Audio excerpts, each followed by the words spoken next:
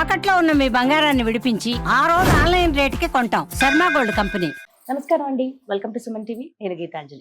ఇవాళ మనతో పాటు ఉన్న అతిథి సాగర్ సింధూరి గారు, మదనపల్లిలో ఉన్నటువంటి మహర్షి తపోవన ఆశ్రమ నిర్వాహకులు. మరి ఇవాళ సుమన్ టీవీ స్టూడియోకి వారు వచ్చారండి. వారితో మాట్లాడి చాలా ముఖ్యమైన విషయాలు తెలుసుకుందాం. గురుగారితో మాట్లాడదాం. గురుగారు నమస్కారం అండి. నమస్తే అమ్మా. గురుగారు, జ్ఞాపక శక్తి పెరగాలంటే దేని వల్ల సాధ్యం అవుతుందంటారు? ఎందుకంటే కొన్ని బాగానే గుర్తుంటాయండి, కొన్ని అస్సలు గుర్తుండవు. అంటే ఉదాహరణకి అనవసరమైనవి ఎక్కువ గుర్తుంటాయి, అవసరమైనవి ఎక్కువ గుర్తుండవు.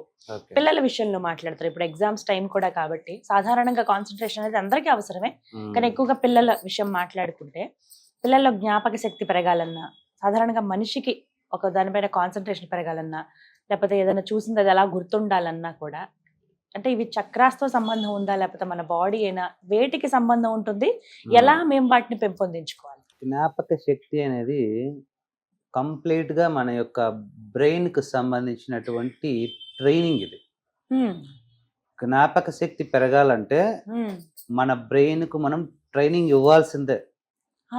ట్రైనింగ్ ఇవ్వకుండా జ్ఞాపక శక్తి అనేది పెరగదు. ఓకే. ఎందుకంటే నార్మల్ గా అయితే నీకు ఎంత శక్తి అవసరమో దాంతోనే రన్ అవుతూ ఉంటుంది. ఇంకా మనకు వ్యాస్ట్ గా మెమరీ పవర్ కావాలన్నప్పుడు మనం బ్రెయిన్ కి ట్రైనింగ్ ఇవ్వాల్సి ఉంటుంది. కొందరికి ఈ ట్రైనింగ్ లేకుండానే, అంటే కొత్తగా ట్రైనింగ్ తీసుకోకుండానే చాలా జ్ఞాపక శక్తి ఉంటుంది. కానీ వాళ్ళ విషయంలో కూడా ఈ ట్రైనింగ్ వాళ్ళకి తెలియకుండానే జరిగి ఉంటుంది. They have train the brain. అవును, ట్రైన్ అయ్యారు, బట్ వాళ్ళకి తెలియదు. బట్ వాళ్ళు ఆ పాత్రలో వాళ్ళు దాన్ని సాధన చేసి ఉంటారు. ఎలాగంటే మామూలుగా సింపుల్ ఇది. అంటే మనకు కొన్ని విషయాలు గుర్తుంటాయి. చూడండి, కొన్ని విషయాలు కదా, మన కళ్ళు లక్షల కొద్ది విషయాలను చూస్తాయి రోజులో. చాలా మాకు చెట్లు పుట్టలు తప్ప ఏముండవు. మీకు ఇక్కడ ఏంటంటే లక్షల కొద్ది వాహనాలు, మనుషులు, బిల్డింగులు. ఓకేనా? ఇన్ని లక్షల ఇన్పుట్ వచ్చినప్పుడు బ్రెయిన్ అన్నిటినీ తీసుకుంటే 2 రోజుల్లో మెమరీ ఫుల్ అయిపోతుంది. అంతే కదా. కాబట్టి బ్రెయిన్ ఇలా, దీనికి చాలా డేంజర్. అది మొత్తం బ్రెయిన్ స్టోరేజ్ ఫిల్ అయిపోవడం కూడా చాలా డేంజర్. ఎక్కువ డేటా స్టోర్ అయిపోవడం. అందుకని బ్రెయిన్ కు ఒక సిస్టమ్ ఉంటుంది. అంటే ఇంపార్టెంట్ దాన్ని మాత్రమే అలో చేయడం అనమాట. దీనికి ఒక సిస్టమ్ బ్రెయిన్ కు ఉంటుంది. బ్రెయిన్ మన బ్యాక్ స్టెమ్ లో బ్రెయిన్ కింద కాండం ఉంటుంది కదా, అక్కడ రాస్ అంటారు దీన్ని, రెటిక్యులేటరీ యాక్టివేటింగ్ సిస్టమ్. ఇది బ్రెయిన్ లో ఒక అవయవం అనమాట, ఒక వ్యవస్థ. దీని పని ఏమంటే ఇంపార్టెంట్ దాన్ని మాత్రమే బ్రెయిన్ లో స్టోర్ చేయడం, అన్ఇంపార్టెంట్ ని వదిలేయడం. మరి దీనికి ఎలా తెలుస్తుంది ఇంపార్టెంట్ అన్ఇంపార్టెంట్ అని? అంటే సింపుల్. నువ్వు ఏదైనా ఒక విషయానికి ఒక ఎమోషన్ యాడ్ చేశారు అనుకోండి, దట్ ఫీల్స్ ఇంపార్టెంట్. అర్థమవుతుందా? ఏదైనా ఒక దృశ్యానికి ఫన్ కానీ, భయం కానీ ఏదో ఒకటి యాడ్ చేస్తే అది ఇంపార్టెంట్ అని అర్థం చేసుకుంటుంది. ఇప్పుడు మనం రోడ్లో 100 కార్లు పోతుంటాయి, మనం ఎమోషనల్గా ఏమి చూడం కదా. కానీ నీకు బాగా ఇష్టమైన కలరు కారు కనిపిస్తుంది అనుకో, ఆటోమేటిక్గా ఒక ఎమోషన్ దాంతో కనెక్ట్ అవుతుంది. అప్పుడు ఆ కార్ నీకు గుర్తుంటుంది, దాని నెంబర్ గుర్తుంటుంది. అవునా కదండి? అంటే మనము సాధారణంగా ఒక విషయానికి ఎమోషన్ యాడ్ చేస్తే చాలా అద్భుతంగా, అది భయంకరమైన ఎమోషన్ అయినా లేదా చాలా ఫన్ తమాషాగా అయినటువంటి ఎమోషన్ అయినా, ఇది ఈ విధంగా ఎమోషన్. ఇప్పుడు మీ జీవితాన్ని కూడా గమనిస్తే ఇలాంటి ఎమోషనల్ ఈవెంట్స్ గుర్తుంటాయి, కానీ మిగిలినవన్నీ మర్చిపోతాం. ఇప్పుడు చిన్నప్పుడు స్కూల్ డేస్ లో గుర్తుండడం అంటే రోజు జరిగిన చెప్పలేరు. ముఖ్యంగా ఏవి జరిగి ఉంటాయో, చాలా ఆనందాన్ని కలిగించేటివో, విషాదాన్ని కలిగించేటివో. అంటే ఏమంటే ఈ రాస్ అనేది బ్రెయిన్ కు ఎమోషనల్ అటాచ్మెంట్ ఉన్నటువంటి విషయాన్ని స్టోర్ చేసుకుని మీదన్నిటిని వదిలేస్తుంది. This is the key point అనమాట. బ్రెయిన్ బాగా గుర్తు పెట్టుకోవాలంటే ఒక ఎమోషన్ ఉండాలా. ఎమోషన్ ఉండాలంటే బ్యాడ్ ఎమోషన్ ఉండకూడదు మళ్ళీ.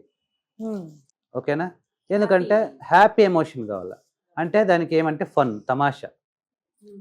ఫన్ అనేది మన బ్రెయిన్ కి చాలా నచ్చుతుంది అనమాట. ఇష్టం. ఎందుకంటే నవ్వడం ప్రపంచంలో అందరికీ ఇష్టం. అవునా కదమ్మా? భయపడడం కానీ, ఏడవడం కానీ, టెన్షన్ పడడం కానీ ఇవి ఇష్టం ఎవరికి ఉండవు. అది ఆటోమేటిక్ గా రిజెక్ట్ చేస్తాం. మన మైండ్ రిజెక్ట్ చేస్తుంది. కానీ భూమి మీద ప్రతి ఒక్కడు నవ్వాలనుకుంటాడు సంతోషంగా. కాబట్టి ఫన్ ఉన్నటువంటి ఈ యొక్క ఏదైతే విషయాలు ఉంటాయో అవి చాలా కాలం పాటు గుర్తుపెట్టుకుంటాయి. ఇప్పుడు మీరు పిల్లలకి ఇప్పుడు మ్యాథమెటిక్స్ నేర్చుకోవాలా, లేదంటే హిస్టరీ నేర్చుకోవాలా, పలానా రాజు పలానా సంవత్సరంలో పలానా రాజ్యానికి రాజు అయినాడు, పలానా యుద్ధం జరిగింది, దీంట్లో ఫన్ ఏముంటుంది? చాలా సీరియస్నెస్ ఉంటుంది. అందుకే మనము సినిమాలు అయితే బాగా గుర్తుంటాయి మనకి. ఎందుకు? ప్రతి సీన్కి ఒక ఎమోషన్ ఉంటుంది. టెక్స్ట్ బుక్ లో ఏముంటుంది emotion? Science, maths, English, grammar, భయంకరమైనటువంటి బోరు. బ్రెయిన్ రిజెక్ట్ చేస్తూ ఉంటుంది దాన్ని ఎప్పుడు. మరి దాన్ని గుర్తుపెట్టుకోవాలంటే మన టెక్స్ట్ బుక్ లో ఉన్నటువంటి టెక్స్ట్ ఉంటుంది కదండి, దాన్ని మనము పిక్చర్ లేకి కన్వర్ట్ చేసుకుంటాం. మన బ్రెయిన్ ఏ విషయాన్నైనా ఎలా గుర్తుపెట్టుకుందంటే అది పిక్చర్ లేక మార్చుకుంటుంది. ఫస్ట్ సౌండ్ చేసిన ఎక్కడో కుక్క మురిగిన సౌండ్ మనకు కుక్క బొమ్మ కనిపిస్తుంది ఆటోమేటిక్ గా. అంటే ప్రతి దాన్ని పిక్చర్ లోకి మార్చుకొని తప్ప అది స్టోర్ చేసుకోలేదు. మనం బ్రెయిన్ కి ఇచ్చే ట్రైనింగ్ ఏంటంటే ఈజీగా పిక్చర్ లేక మార్చుకోవడం అనే ట్రైనింగ్ ఇస్తాం అనమాట. ఇప్పుడు నాది ఒక కోర్స్ ఉంటుంది, వండర్ మెమరీ పవర్ అని, www.sagarsinghri.com. దాంట్లో ఉంటుంది. దాంట్లో ఏమంటే అది హిస్టరీ అయినా, మ్యాథ్స్ అయినా, ఫిజిక్స్ అయినా ప్రతి టెక్స్ట్ ని పిక్చర్ లో కన్వర్ట్ ఎలా చేయాలి, ప్లస్ ఆ పిక్చర్ కు ఒక మంచి ఎమోషన్ ని, ఫన్ ని ఎలా యాడ్ చేయాలి, అలా చేసి ఎలా విజువలైజ్ చేసుకోవాలి బాగా. అప్పుడు ఆటోమేటిక్ గా గుర్తుండిపోతాయి. పెద్ద పెద్ద టెక్స్ట్ బుక్లు అయినా సరే ఆ టెక్స్ట్ బుక్ అంతా కలిపి మనం ఒక కథలాగానో ఒక చిన్న గుర్తుంటాయి. Even you can remember entire dictionary also. అబ్బో, అది చాలా కష్టం కదా. అదే మన టెక్నిక్ తెలియనప్పుడు కష్టమే. చిన్న టెక్నిక్ తెలియాలి. టెక్నిక్ తెలియకపోతే అది అసాధ్యం. టెక్నిక్ తెలిస్తే ఇంతేనా అనుకుంటాం. సో ఇవి పిల్లలకి చెప్తే ఆటోమేటిక్ గా వాళ్ళకి అన్ని గుర్తుంటాయి. ఇప్పుడు ఆ కోర్సెస్ లో టెక్స్ట్ ని, నెంబర్స్ ని ఏ విధంగా పిక్చర్ లేక మార్చుకొని పిల్లలు చదివి ఎంత చదివినా మర్చిపోకుండా గుర్తుపెట్టుకుంటారు. టెక్స్ట్ వెంటనే మర్చిపోతారు, ఓకేనా. కానీ పిక్చర్స్ విజువలైజేషన్ ఎందుకంటే ఎస్పెషల్లీ మామూలు ఒక విద్యార్థి బట్టి చదివితే కనుక ఆ డేటా లెఫ్ట్ బ్రెయిన్ ప్రాసెస్ చేస్తుంది. ఇది లాజికల్ బ్రెయిన్, ఇది క్యాలిక్యులేషన్ చేయడము దాని పని అదే. బట్ ఎవరైతే కళ్ళు మూసుకొని విజువలైజ్ చేస్తారో వాళ్ళ creative brain, right side brain దాన్ని ప్రాసెస్ చేస్తుంది. అందుకే బట్టిండే వాళ్ళు లైఫ్ లో పెద్దగా ఎదగలేరు. ఎవరికైతే విజువలైజేషన్ ఉంటుంది, క్రియేటివ్ రైట్ సైడ్ బ్రెయిన్ వాడతారో వాళ్ళు చాలా పెద్ద directors, music directors, authors, creative field ఎక్కువ ఉంటారు కదండి. ఎందుకంటే they are using their right brain. నువ్వు ఎప్పుడు రైట్ బ్రెయిన్ యూజ్ చేస్తావంటే కళ్ళు మూసుకొని ఊహాశక్తిని ఆన్ చేసినప్పుడు. ఈ విధంగా పిల్లలకు సంబంధించిన పాఠ్యాంశాలని విజువలైజేషన్ గా మార్చి ఎక్కువ కాలం గుర్తుపెట్టుకున్నట్టు చేస్తాం.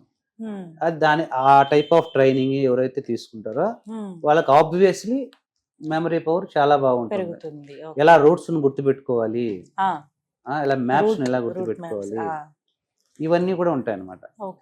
కాబట్టి జ్ఞాపక శక్తి స్వతహాగా పెరగదు, దానికి మనం ట్రైనింగ్ ఇవ్వాలి.